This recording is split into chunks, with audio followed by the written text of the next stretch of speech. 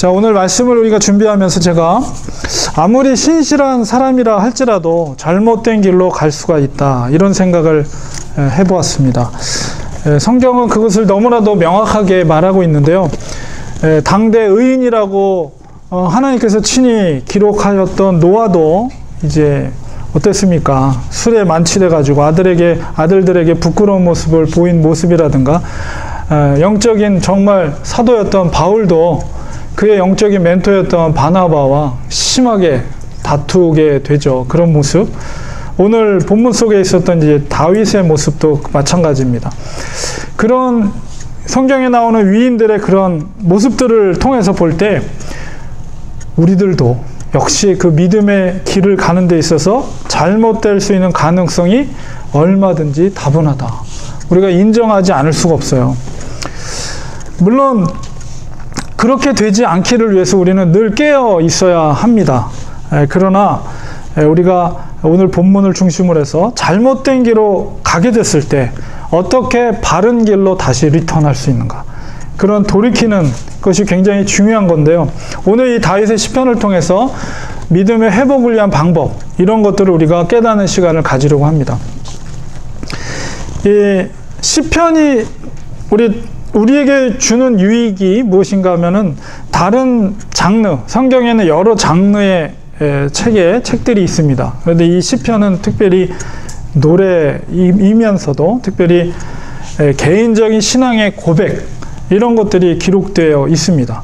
그래서 노래하는 그 시인의 마음이 그대로 이 시편 속에 담겨져 있어요. 그래서 이 시대를 초월해서 오늘날에도 살아가는 우리들에게 있어서 동일한 상황 가운데 있을 때에 우리 성도들의 마음을, 때로는 비슷한 상황 가운데 있을 때 위로함을 받기도 하고 또 소망을 갖기도 하는 은혜가 이 시편을 읽을 때 우리가 갖게 됩니다. 오늘 읽은 시편은 다윗의 시편입니다. 우리가 시편 150편 중에서 다윗의 시라고 기록되어 있는 시가 대략 한 73편 정도가 다윗의 시편입니다. 굉장히 많은 부분을 다윗의 시가, 다윗이 그만큼 음악적인 재능이 있었고 음악가였죠. 역시 다윗도. 그렇기 때문에 다윗이 많은 노래를 지어서 시편의 그 노래들이 기록되어 있습니다. 그런데 여러분, 다윗의 그 시라고 표현되어 있는 시편을 쭉 우리가 읽어보면 우리가 기쁠 때 노래를 부르기보다는 오히려 슬픔 가운데 있을 때 부르는 노래들이 많다는 것을 우리가 보게 돼요. 보통 한국 사람들은 대체로 기분이 좋으면 노래를 부르잖아요. 그런데 이 다윗은 오히려 기쁠 때보다는 슬플 때, 애가라고 그러죠. 슬플 때 노래를 많이 불렀어요. 자, 그런 것을 볼 때 왜 다윗은 슬플 때 노래를 불렀을까 생각해 보면, 아마도 찬송을 통해서 하나님의 놀라우신 위로함을 그가 체험을 했었기 때문입니다. 그래서 그것을 통해서 회복을 체험했기 때문에 그는 특별히 슬플 때 노래를 불러서, 슬픈 상황이지만 하나님의 위로움을 받고 회복의 은혜를 입었던 것을 우리가 알 수가 있죠. 이 시대가 얼마나 많은 사람들이 비록 삶은 풍요로워질지 모르지만 그 슬픔 속에 사람들이 살아가는가. 그래서 요즘 시대만큼 이 우울증이라는 소리를 얼마나 많이 우리 주위에서 듣습니까? 우울증으로 해서 심지어 목숨을 잃는 경우들도 많이 듣게 되는데요. 뉴스에서도 슬픈 소식, 기쁜 소식보다는 슬픈 뉴스가 많이 있어요. 사실 우리 삶을, 우리 개인적으로 우리 자신을 돌아볼 때도 정말 우리가 힘든 순간순간이 얼마나 많습니까? 때로는 그냥 왠지 막 서글픔이 밀려올 때도 있고요. 막 그렇잖아요. 이럴 때일수록 우리 다윗처럼 노래를, 찬송을 불러야 돼요. 찬송을. 하나님께 찬양을 올려드려요. 슬플 때, 기쁠 때보다 슬플 때 하나님 앞에 눈물로 기도를, 또 찬양을 하나님 앞에 올려드릴 때 하나님이 그 속에서 위로함이 있는 것이죠. 오늘 시편이 바로 다윗이 정말 참으로 슬픔 가운데 있을 때 지은 시입니다. 그 부제를 읽어보면, 제가 읽질 않았는데 1절 앞에 보면 다윗이 그의 아들 압살롬을 피할 때 지은 시다, 이렇게 부제가 담겨져 있어요. 이 시편의 배경이 되는 기사가 사무엘하 15장에 아주 잘 기록되어 있습니다. 다윗의 가족사를 우리가 곰곰이 생각해 보면 얼마나 참 비극적인 인생을 다윗이 살았는가. 우리가 다윗을 화려하게만 생각할 것이 아니라 그의 가족사를 이렇게 곰곰이 생각해 보면 얼마나 비극적인 인생을 살은 사람이 다윗이었는가를 우리 알 수가 있어요. 왕이 되기 전에는 어땠습니까? 10여 년 동안 그의 장인어른이 자기를, 왕이었던 사울이 자기를 죽이려고 얼마나 쫓아다녔습니까? 그 10년 동안의 그 피신생활, 때로는 미친 척도 해야 되고, 때로는 적진, 골리앗을 물리쳐 블레셋 적진에 들어가서 거기서 미친 척하면서 자기의 생명을 살기 위해서 그런 일도 경험을 했죠. 왕이 됐을 때 어땠습니까? 말년이 되었을 때 그는 세 아들을 자기보다 먼저 세상에 보냈어요. 밧세바의 첫째 아들을 하나님이 걷어가셨죠. 그 다음에 암몬, 사랑하는 장자를 동생이었던 배다른 형제지만 압살롬이 죽였잖아요. 둘째 그 아들도 하나님이 걷어가셨죠. 마지막 사랑했던 가장 잘생긴 외모가 준수했던 압살롬도 하나님이 걷어가셨어요. 자기보다 먼저 자식을 떠나 보냈습니다. 부모가 돌아가면 그 부모님을 무덤에 묻지만 자식이 죽으면 가슴에 묻는다는 말이 있죠. 자식을 먼저 보낸 그 부모의 마음이 얼마나 크겠어요. 생각해 보세요. 가슴이 얼마나 찢어지겠어요. 자기보다도 아들들을 먼저 세상에 보냈다는 것. 그 세 아들 중에 한 명이 바로 압살롬이었습니다. 그의 인생에 있어서 가장 고통스러운 그 경험이 바로 그 아들 압살롬의 죽음이 아니었을까, 그런 생각을 하게 됩니다. 압살롬은 굉장히 외모가 출중했습니다. 그래서 이 숱이 너무 많아가지고 굉장히 머리가 숱이 좋고 얼굴도 외모도 출중했을 뿐만 아니라 머리도 굉장히 똑똑하고 비상했던 사람이었어요. 그만큼 다윗이 사랑했던 아들이었습니다. 압살롬은. 그런데 굉장히 주도면밀한 사람이에요. 절대 감정에 흥분돼서 일을 급하게 하는 성격이 아니라 압살롬은 이 모든 일을 아주 철저하게, 시간이 오래 걸려도 철저하게 계산되게 그것을 준비하는 주도면밀한 성격을 갖고 있는 사람이 압살롬이었어요. 근데 그가 어떤 악한 생각을 가지냐면 아버지를 처단하고 자기가 그 왕권을 쟁취하고자 하는 악한 마음을 품었어요. 이미 오래전부터. 그리고 그 왕권을 탈환하기 위해서 아주 철저하게 계획을 세웁니다. 오랜 시간 동안. 첫 번째 계획은 뭐냐면 백성들의 마음을 빼앗기 위해서 이제 부하들과 함께 예루살렘 이 성문 앞으로 가요. 그래서 성문 앞에서 기다리고 있다가 왕에게 송사를 하기 올라오는 사람들, 그러니까 어떤 재판을 하기 위해 왕 앞에 올라오는 사람들은 굉장히 아주 분별하기 어려운 문제라든가 아니면 뭔가 지위가 있는 사람이 갖고 오겠죠. 예루살렘까지 각 지파에서. 그러면 그 앞에서 대기하고 있다가 그런 사람을 만나면 불러요. 압살롬이 불러서 왜 왔냐? 송사하러, 다윗 왕에게 송사하러 왔습니다. 다윗 왕은 너희들에게 송사할 수 있는 사람을 붙이지 않았어. 너희들 송사하지 않을 거야. 대신에 내가 해줄게. 왕자였던 압살롬이 그렇게 해주니까 이 사람들 얼마나 고마워하겠어요. 그리고서는 그 사람이 왕자에게 이렇게 절을 하면서 인사하려고 그러면 먼저 앞장서 나가가지고 손을 잡고 일으키면서 그러지 말라고 그러면서 안아주면서 포옹해주고 입맞춤을 해주는 거예요. 그러니 사람들이 송사하러 왔을 때 왕자가 친히 마중 나와서 안아주고 입 맞춰주고 그러니 얼마나 기분이 좋겠어요. 그게 뭐예요? 계획적으로 백성들의 마음을 빼앗는 거예요. 하나씩. 그러면서 이제 이미 그 뒤에는 다 숨겨져 있죠. 그 계획이. 아버지의 왕권을 탈환하고 백성들의 마음을 일단 뺏어야 된다. 그 왕권을 탈환하기 위해서. 그런 마음을 숨기고 아주 백성들한테 잘하는 척하면서 그 모든 송사의 일을 아주 지혜롭게, 똑똑하니까 아주 깨끗하게 클리어하게 일을 처리해 주는 거예요. 주도면밀하게 이런 일을 매일같이 4년 동안을 했습니다. 그러니 하나씩 둘씩 백성들의 마음이 압살롬에게로 향하게 되는 거예요. 그리고 자기가 정해진 딱 때가 되었다라고 판단이 되었을 때 12지파에게 파발을 보내요.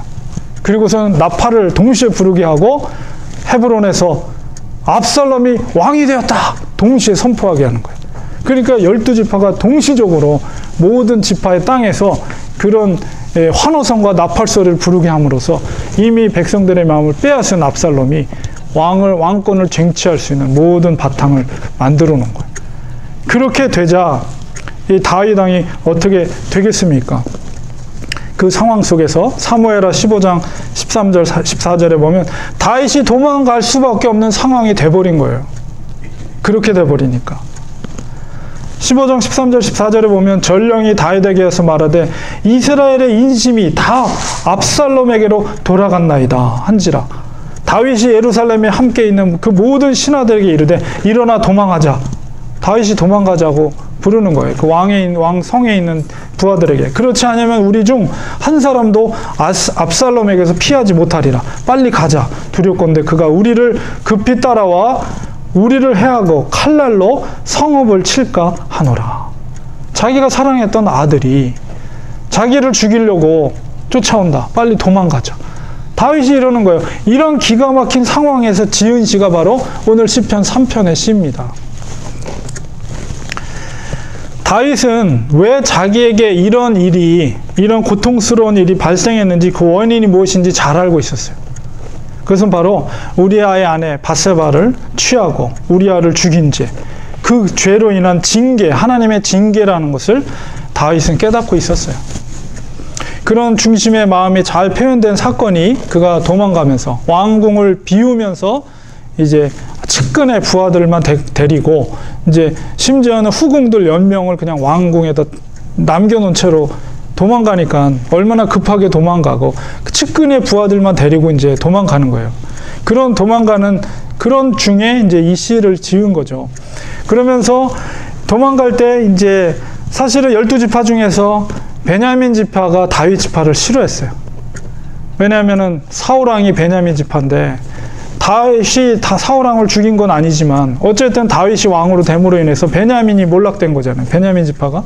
그래서 베냐민 지파 중에 시므이라는 사람이 도망가고 있는 다윗을 향해 저주하면서 돌멩이를 던지면서 막 욕을 합니다. 그런 장면이 이제 사무엘하 16장 7절에서 11절까지 기록이 되어 있습니다. 그래서 시므이가 저주하는 가운데 피를 흘린 자여 사악한 자여 가거라 가거라 하면서 시므이가 다윗을 저주합니다. 사울의 족속의 모든 피를 여호와께서 내게로 돌리셨도다. 그를 이어서 내가 왕이 되었으나 여호와께서 나라를 내 아들 압살롬의 손에 넘기셨도다. 보라 너는 피를 흘린 자이므로 화를 자초하느니라 하는지라. 그러면서 돌을 던지면서 막 욕설을 하니까 아무리 그래도 그렇죠. 왕인데 그 좌우에는 용맹스러운 용사들이 있잖아요. 한마디만 하면 가서 죽일 수 있거든요. 그래서 옆에 있던 아비새, 수로의 아들, 그 요압 이 국방부 장군이 요압 장군이었거든요. 요압 장군의 동생이 아비새라는 사람. 이 아비새라는 사람도 굉장한 용맹한 장수인데 아비새가 그 이야기를 듣다가 왕에게 여짜오되 이 죽은 개가 어찌 내 주 왕을 저주하리까? 청하건대 내가 건너가서 그의 머리를 베게 하소서. 왕에게 그렇게 요청합니다. 그러니까 왕이 이르되 수로의 아들들아 내가 너희와 무슨 상관이 있느냐? 그가 저주하는 것은 여호와께서 그에게 다윗을 저주하라 하심이니 내가 어찌 그리 하였느냐 할 자가 누구겠느냐 하고 또 다윗이 아비새와 모든 신하들에게 이르되 내 몸에서 난 아들도 내 생명을 해하려 하거든 하물며 이 베냐민 사람이랴 여호와께서 그에게 명령하신 것이니 그가 저주하게 버렸더라. 돌이 날라오면 자기가 맞고 욕설을 하면 그거를 듣는 거예요. 왕이 아무것도 아닌 시므이라는 존재한테 그리고 부하들에게 절대 시므이를 건들지 마라. 저거는 하나님께서 저를 통해서 나에게 저주하는 것이다. 자기의 죄에 대한 하나님의 징계를 저를 통해서 하고 있다는 거예요. 그러면서 욕설을 맞으면서 욕을 먹으면서 돌멩이를 던지는 걸 피하지 않고 그대로 그 길을 묵묵히 지나가는 다윗의 모습을 보게 됩니다. 우리가 죄에 대한 용서를 받았더라도 그 죄에 대한 징계는 피할 수가 없는 거죠. 하나님은 사랑하는 자를 징계하십니다. 징계는 고통스럽죠. 그러나 그 고통을 통해서 어떻게 돼요? 다시는 그런 죄를 범하면 어떤 고통이 나에게 오는가를 뼈저리게 깨닫게 하는 거예요. 하나님이 사랑하시기 때문에 다윗을 그렇게 행하시는 거죠. 자, 이런 상황 가운데서 우리가 잘못된 길에서 다윗이 잘못한 것이죠. 그래서 회복되는 방법, 그의 오늘 시편을 통해서 우리가 깨닫고자 하는데요. 첫 번째 뭐냐면 하나님 앞에서 자기의 죄를 깨닫고 인정하는 게 첫 번째예요. 자기의 죄를 깨닫는 것, 그리고 그것을 인정하는 거예요. 하나님 앞에서 내가 죄를 지었다는 것. 다윗의 죄는 아주 극악한 죄였죠. 밧세바의 남편 우리아 장군을 죽인 것. 그때 이제 하나님께서 나단 선지자를 통해서 그의 잘못을 지적했습니다. 그때 그가 지은 시가 뭐예요? 시편 51편이죠. 나단 선지자가 지적했을 때 자기가 죄를 깨닫고 하나님 앞에 자기 죄를 인정하면서 노래를 만들어서 불렀죠. 그게 51편이에요. 51편 1절 2절에 뭐라고 표현되어 있습니까? 하나님이여 주의 인자를 따라 내게 은혜를 베푸시며 주의 많은 긍휼을 따라 내 죄악을 지워 주소서. 나의 죄악을 맑게 씻으시며 나의 죄를 깨끗이 제하소서. 자기의 죄를 인정하는 거예요. 그리고 하나님 앞에 용서를 구하는 것이죠. 여러분 51편을 쭉 읽어보면 얼마나 그가 간절하게 하나님 앞에 회개하고 있는가, 그것을 알 수가 있습니다. 그래서 우리가 잘못된 길에서 회복되는 첫 번째 방법은 하나님 앞에서 철저하게 우리의 죄악을 깨닫고 그것을 인정하는 거예요. 그가 51편의 노래를 불렀다는 것은 뭐예요? 백성들 앞에 자기의 부끄러운 죄를 낱낱이 하나님 앞에서 뿐만 아니라 그 밑에 있는 부하들과 백성들 앞에서도 내가 이런 죄인이라는 것을 공포하는 거예요. 심지어 그걸 노래로 만들어서 백성들로 노래를 부르게 했어요. 나 같은 죄를 범하지 말라고. 바로 첫 번째는 그것입니다. 두 번째는 뭐냐면 잘못된 길에 회복되는 방법은 끝까지 구원은 오직 하나님께 있음을 끝까지 믿고 의지하는 거예요. 사탄이 한번 넘어뜨리면 그 다음에 두 번째로 공격하는 게 뭐냐면 너 같은 죄인은 하나님께 구원해 주지 않아. 너같이 그런 더럽고 추악한 죄를 범한 자가 어떻게 하나님 앞에 구원받을 것을 기대해. 이게 두 번째 공격이에요. 사탄의. 오늘 본문 속에서도 3장 1절 2절에 뭐라고 말합니까? 여호와여 나의 대적이 어찌 그리 많은지요. 일어나 나를 치는 자가 많으니이다. 많은 사람이 나를 대적하여 말하기를 그는, 여기서 그는 다윗이에요. 그는 하나님께 구원을 받지 못한다 하나이다. 주위의 원수들이 너는 구원받기 딱 틀렸어. 하나님 절대 너 구원하지 못해 하면서 조롱하는 거예요. 사탄이 그걸 들쑤시는 거예요. 한번 죄를 범하면 일단 거기에 넘어지면 사탄은 아픈 데만 찔러서 공격합니다. 그리고 하나님과 끝까지 멀어지게 만들어요. 그게 이제 이 가룟 유다가 그런 거예요. 베드로와 가룟 유다가 차이가 그거예요. 자기의 잘못을 뉘우쳤지만 회개하진 않았어요. 가룟 유다. 그거예요. 결국은 그 죄의식으로 인해서 자살하잖아요. 가룟 유다가. 바로 그거예요. 사탄이 노리는 것이. 너 같은 죄인은 하나님께 구원해 주지 않아. 자, 그럴 때 이 사탄의 속임에 넘어가서는 안 됩니다. 끝까지 하나님께 매달려야 됩니다. 구원이 하나님께 있음을 인정하고 하나님을 의지하는 것입니다. 우리가 다시 한번 시편 51편 14절 15절에 보면 다윗은 간절하게 하나님 앞에 기도하며 노래합니다. 하나님이여 나의 구원의 하나님이여 피 흘린 죄에서 나를 건지소서. 내 혀가 주의 공의를 높이 노래하리이다. 주여 내 입술을 열어주소서. 내 입이 주를 찬송하여 전파하리이다.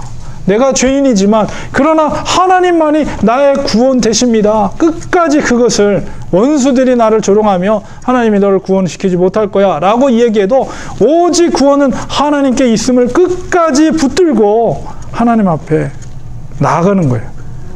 그래서 내가 주를 찬송하겠습니다. 내가 죄인이지만 하나님 나를 정결케 하신다면 내 입술을 열어 주님을 찬송하겠습니다. 그게 이제 시편 51편에 있는 고백이면서 오늘 본문 속에서도 3장 3절 4절에 그의 믿음을 고백합니다. 여호와여, 비록 원수들이 하나님이 나를 구원시키지 못한다 할지라도 다윗의 신앙의 고백은 뭡니까? 3절에 여호와여, 주는 나의 방패시오, 나의 영광이시오, 나의 머리를 드시는 자이시니이다. 다윗은 먼저 하나님의 주권을 인정했어요. 주님이 주권이 있습니다. 주님은 나의 방패. 방패라는 건 뭐예요? 불화살. 적의 불화살의 공격으로부터 자기의 몸을 호위하는 것이 방패예요. 방패.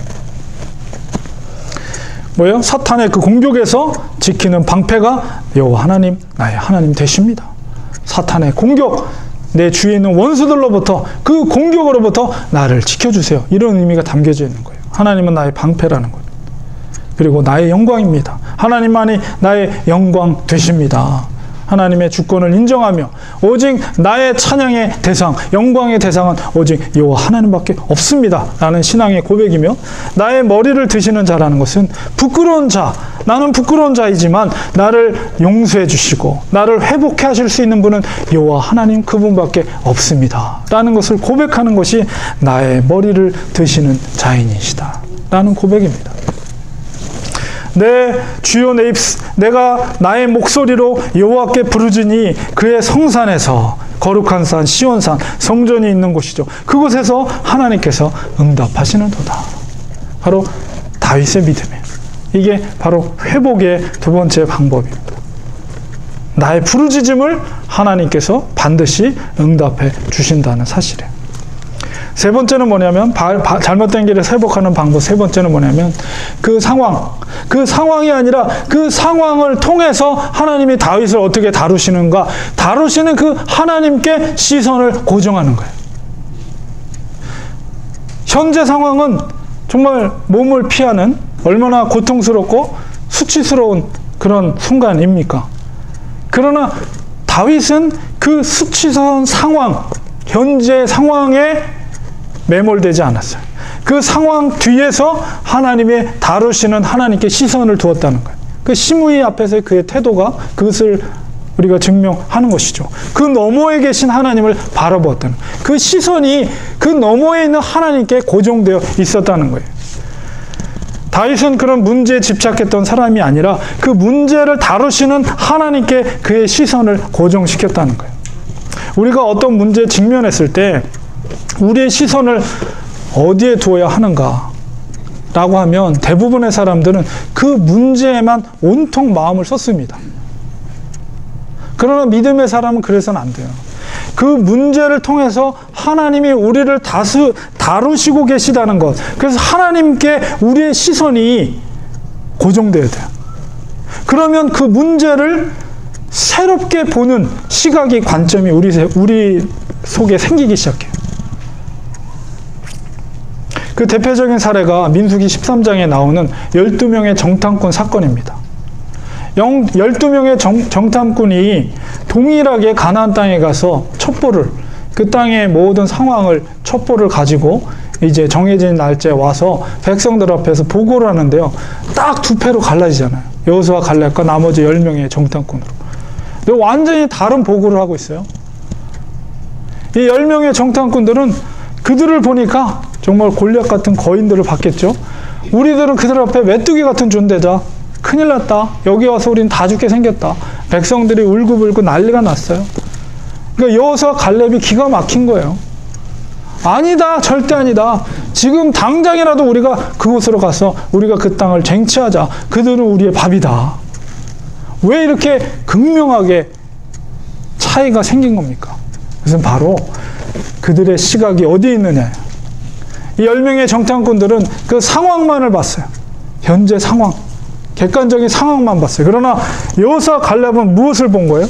그 상황 너머에 있는 언약의 하나님, 내가 그 땅을 쟁취하게 하리라 약속해 주신 언약의 말씀에 여호수아 갈렙은 눈을 가지고 있었다는 거예요.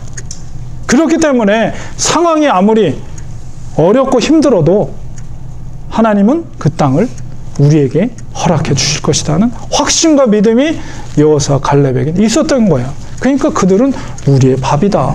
자신 있게 말하고 당장이라도 올라가서 그 땅을 쟁취하자, 차지하자.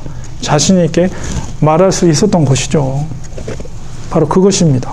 믿는 자는 바라보는 관점과 시각이 다를 수밖에 없어요. 그 상황 너머에 다루시고 계신 하나님께 우리의 시각이 고정될 때 그 상황을 새롭게 볼 수 있는 그런 관점이 우리에게 생기게 되는 것이에요. 바로 다윗이 골리앗 앞에 섰을 때 그 모습과 다르지 않습니다. 다윗은 골리앗을 그냥 본 것이 아니라 그 너머에 계신 하나님을 본 거죠. 그렇기 때문에 너는 칼과 단창으로 나오지만 나는 만군의 여호와의 이름으로 나간다. 그 믿음의 고백이 있었던 거예요.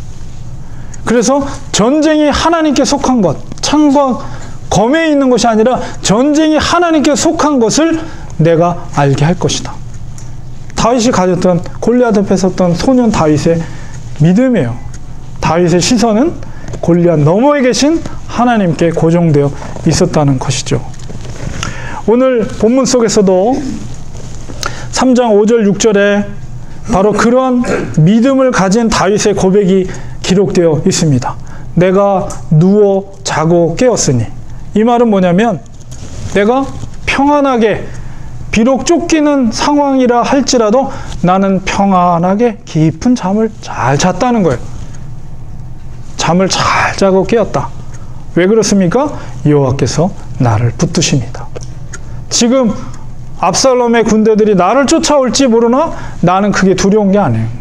하나님이 나를 붙잡고 계심을 확신하기 때문에. 그래서 나는 잠을 잘 잘 수 있어요. 아무리 쫓기는 상황 속에서. 천만인이 나를 에워싸 진친다 하여도 나는 두려워하지 아니하리이다. 회복된 다윗의 모습을 볼 수가 있는 거예요. 골리앗 앞에 섰었던 그 어린 다윗의 신앙이 이 속에서 고백되어 주는 거예요. 우리가 걱정, 근심이 있으면 잠을 잘 이룰 수가 없어요. 아무리 편안한 침대가 있어도 엎치락 뒤치락 어떡하나, 그 일을 어떡하면, 근심이 있으면 딱 잠을 잔 것 같은데 한 5분 잤나? 네, 잠을 못 자요. 그러나 정말 걱정, 근심이 없으면, 하나님께서 이 모든 것을 케어하시고 나를 붙잡아 주시고 계시며 나는 조금 더 두려움이 없다라는 확신이 있으면 아주 그냥 편안하게 자는 거예요. 그 믿음이 있기 때문에. 바로 그렇습니다. 우리가 섬기는 하나님은 어떤 하나님입니까? 천지 만물을 만드신 하나님입니다. 그리고 우리가 믿는 예수 그리스도께서는 하늘과 땅의 모든 권세를 갖고 계신 분입니다. 우리가 두려울 필요가 없어요. 어떤 문제 앞에서도 우리는 두려워할 필요가 없습니다. 우리는 믿음이 있어야 합니다. 사방에 그런 우겨싸움을 당해도 우리는 다윗처럼 담대함이 있어야 돼요. 하나님 반드시 하나님의 신실한 자녀들과 백성들을 지켜주십니다. 하나님께서 약속해 주셨습니다. 주님 말씀하셨습니다. 내가 세상 끝날까지 너희와 항상 함께 있을 것이다. 무엇이 두렵습니까? 앞서 행하시는 하나님, 그리고 구원을 촉구합니다. 다윗을 모욕했던 원수들을 하나님께서 갚아줄 것을 간구하고 있는 그 내용이 마지막 7절, 8절. 노래예요, 노래. 여호와여 일어나소서. 나의 하나님이여 나를 구원하소서. 주께서 나의 모든 원수의 뺨을 치시며 악인의 일을 꺾으셨나이다. 구원은 여호와께 있사오니 주의 복을 주의 백성에게 내리소서. 얼마나 담대한 다윗의 신앙의 고백입니까? 셀라라는 말은 잠깐 멈춰서 앞에 기록되어 있는 내용을 묵상하라, 그런 의미를 담고 있어요. 그래서 셀라, 이것은 바로 하나님께서 이 말씀을 말씀 가운데 너희들이 묵상하면서 하나님이 진실로 그렇게 될 것을 나는 고백한다, 그런 의미가 담겨져 있습니다. 다윗의 이 믿음대로 하나님은 그의 기도와 간구를 들어주셨습니다. 결국 압살롬은 다윗의 부하 요압에 의해서, 그리고 그 부하들에 의해서 처형되고 다윗은 다시 궁궐로 돌아오게 되죠. 그가 자랑 삼았던 그 머리에 숯, 결국 나뭇가지에 그것이 걸리는 바람에 요압의 창을 피하지 못하고 압살롬은 죽음을 맞이하게 됩니다. 결론을 맺겠습니다. 우리가 어느 누구도 죄의 길에서 자유로운 사람은 없습니다. 어떻게 저렇게 믿음이 좋은 사람이, 훌륭한 사람이 저런 일을 저지를 수 있을까? 그런 경우를 간혹가다 보게 되는데요. 그럴 수 있어요. 어느 누구도 죄 앞에서 예외일 수는 없습니다. 그렇기 때문에 우리는 정신을 바짝 차려야 됩니다. 우리 닭이 울기 전에 그 마귀의 공격에 넘어졌던 사도 베드로, 얼마나 고통스럽겠어요. 자기가 3번이나 자기의 사랑하는 스승을, 조금 전만 해도 주님이 가시는 그것이다, 어디든 내가 죽음까지 각오하면서 쫓겠다고 그렇게 자신 있게 말했던 자가 닭이 울기 3번 전에 3번이나 예수님을 저주하며 부인했을 때 그 찢어지는 그 아픔, 죄책감, 얼마나 고통스럽겠어요. 그 고통을 잘 알고 있던 베드로가 성도들에게 당부하는 말씀이 베드로전서 5장 8절 9절에 있는 말씀입니다. 근신하라, 깨어라. 너희 대적 마귀가 우는 사자같이 두루 다니며 삼킬 자를 찾나니 너희는 믿음을 굳건하게 하여 그를 대적하라. 이는 세상에 있는 너희 형제들도 동일한 고난을 당하는 줄을 알미라. 베드로의 경험에 우러나오는 그런 고백이에요. 영적으로 우리는 항상 깨어 있어야 합니다. 그렇기 때문에 우리는 항상 기도해야 돼요. 하나님과 항상 영적으로 우리가 연결되어 있어야 합니다. 기도와 말씀을 통해서 영적으로 연결될 때 그 속에서 영적인 분별력이 생기는 거예요. 우리가 기도하지 않으면 어떤 문제 앞에서 무엇이 옳고 그른지를 분별할 수가 없어요. 그리고 그런 문제를 만났을 때 지혜롭게 선택하지 못하고 육체의 욕심대로 판단하고 결정하게 됩니다. 그 결과는 너무나도 참혹하고 고통스러운 결과를 얻게 돼요. 다윗이 그렇게 고통을 당했던 이유도 그런 영적인 분별력이 무뎌졌기 때문에 비롯된 결과입니다. 사탄은 우는 사자와 같이 삼킬 자를 지금도 두루 다니면서 찾고 있습니다. 영적으로 우리가 깨어있지 않으면 우리를 공격합니다. 그런 악한 세력의 계략을 우리가 간파할 수 없어요. 대적할 수 없습니다. 모든 문제 이면에는 악한 사탄의 세력이 존재한다는 것을 우리는 깨달아야 됩니다. 그렇기 때문에 날마다 우리는 기도로 영적인 무장을 해야 돼요.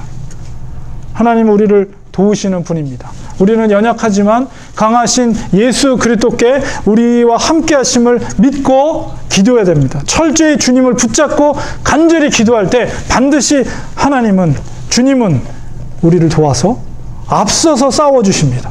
이 세상에 어떤 문제라도 주님은 능히 해결해 줄 수 있는 모든 권세를 갖고 계신 분이에요. 앞이 캄캄할수록 우리는 더욱 무릎으로 기도해야 합니다. 주님, 나는 할 수 없습니다. 주님께서 도와주셔야 합니다. 간절하게 우리가 무릎 꿇고 간절히 하나님 앞에 도움을 구할 때 하나님 반드시 응답해 주십니다. 우리를 도와주십니다. 살 길을 열어주십니다. 죽을 것 같아도 하나님이 반드시 살 길을 열어주세요. 어떤 길로 가야 할지 망설여질 때 간절히 기도하시기 바랍니다. 하나님은 반드시 우리의 길을 인도해 주십니다. 우리는 이런 믿음으로 승리해야 됩니다. 다윗이 비록 한번 쓰러졌지만 다시 믿음으로 이렇게 회복된 것처럼 우리도 그 너머에 계신 하나님의 손길, 도우시는 하나님을 의지해서 날마다 기도하는 우리가 되어야 되겠습니다. 이 시간에 우리 한번 같이 기도하기 원합니다. 하나님, 그렇습니다. 우리는 연약합니다. 그러나 사탄은 우는 사자와 같이 두루 다니며 삼킬 자를 찾는다고 하였습니다. 우리가 조금이라도 영적으로 깨어있지 못한다면 사탄은 우리를 삼키려고 할 것이고 우리를 공격하려 할 것입니다. 하나님, 그럴 때마다 우리가 무릎 꿇고 하나님 앞에 담대히 간절히 기도하기 원합니다. 영적으로 하나님께 붙들림 받아서 항상 깨어있는 그리스도인이 되기 원합니다. 사탄의 세력을 권능의 이름 예수 그리스도 이름으로 물리칠 수 있는 그런 능력 있는 그리스도인이 될 수 있도록 하나님 우리에게 믿음을 주시옵소서. 하나님, 영적으로 항상 깨어있는 믿음을 우리에게 허락해 주시옵소서. 우리 이런 기도의 제목으로 같이 기도합니다. 기도하겠습니다. 하나님 아버지, 시간 주님 앞에 간절히 기도합니다. 아버지 하나님, 아버지가 연약하기 때문에 때로는 잘못된 길로 갈 때가 있습니다. 그럴 때마다 하나님, 우리의 죄를 잘못을 깨닫게 하여 주시고 바른 길로 하나님께서 인도하여 주시옵소서. 우리의 구원은 오직 하나님께 있음을 깨닫게 하여 주시옵소서. 끝까지 주님을 붙잡게 하시고 약속의 말씀을 의지하게 하시고 주님이 원하시는 뜻대로 나아갈 수 있는 우리들이 되게 하여 주시옵소서. 우리 그런 어떤 어려운 문제 앞에 섰을 때 우리가 낭망하거나 좌절할 때가 많이 있습니다. 그러나 그럴 때일수록 말씀을 의지하게 하시고 그럴 때일수록 그 아버지와 그 상황과 그 문제 너머에 계시는 우리를 다루시는 하나님께 우리의 시선을 고정하게 하여 주셔서 하나님 반드시 우리를 도우신 하나님이시며 하나님께 간절히 기도할 때 하나님께 간절히 우리가 무릎으로 나아갈 때 하나님 반드시 우리를 도우신 하나님, 역사하시는 하나님, 우리가 나아갈 길을 알지 못할 때 하는 길을 열어주시며 우리가 인도하신 하나님을 믿고 끝까지 기도하게 하여 주시옵소서. 사탄의 그런 아버지 공격으로부터 우리가 깨어서 영적인 분별력을 가지고 무엇이 하나님의 깊으신 뜻인가를 알고 나갈 수 있는 하나님의 사람들이 될 수 있도록 도와주시옵소서. 하나님 간절히 기도하는 아버지와 믿음의 사람들 되기 원합니다. 아버지와 무릎으로 날마다 하나님 앞에 간절히 기도하게 하여 주시옵소서. 우리의 믿음을 위해, 우리의 가정과 우리의 자녀들을 위해, 아버지 우리 교회를 위해서 하나님 무릎 꿇고 간절히 간구하며 기도하며 나갈 때 하나님 반드시 하나님 우리를 도와주시고 아버지와 하나님께서 기쁘신 뜻대로 우리를 인도해 줄 줄 믿습니다. 우리를 회복시켜 줄 줄 믿습니다. 아버지 하나님께 끝까지 의지하며 나갈 수 있는 우리들이 될 수 있도록 하나님 도와주옵소서. 지켜주옵소서. 우리를 연약한 우리를 하나님께서 강하게 하시고 강하신 팔로 우리를 붙들어줘서 하나님의 기쁘신 뜻대로 우리가 쓰임받는 인생이 되게 하여 주시옵소서.